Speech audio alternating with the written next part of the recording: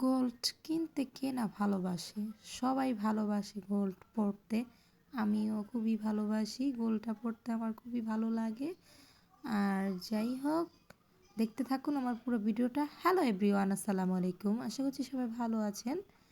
আমরা এই তো সকাল সকাল বের হয়ে যাচ্ছি, তা দেখতেই পেরেছেন কিসের জন্য গোল্ডটা কেনা হচ্ছে। আর পুরো ভিডিওটা দেখবেন স্কিপ না করে।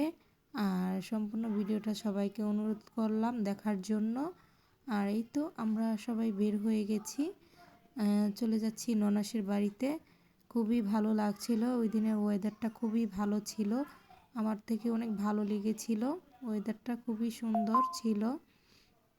আর যাই হোক, এই তো নদীটা পার হয়ে আমরা যাব, নদীটা পার হলেই আমাদের ননাসের বাড়িতে চলে যাব। আর খুবই সুন্দর লাগছিল, ওয়েদারটা খুবই ভালো লাগছিল, খুব ঠান্ডা ঠান্ডা পরিবেশ।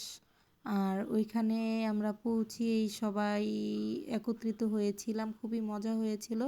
বাচ্চারা সবাই গোসল করেছিল নদীতে, আর খুবই আনন্দ করেছে সব বাচ্চারা। অনেক দিন পরে একসাথে হয়েছি তো, তাই সেজন্য অনেক আনন্দ করেছিল।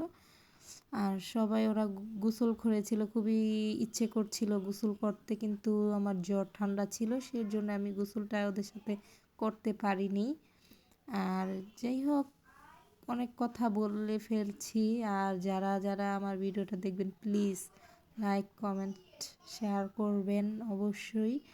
আর আর জানি না কতটুকু ভালো এডিট করতে পেরেছি ভিডিওটা। আর সবাই আমার পাশে থাকবেন, সাপোর্ট করবেন, এটাই। আর এই তো এখানে সব বাচ্চারা গোসল টোসল করে এসে, আর এই তো সবাই মিলে খুবই মজা করছিল।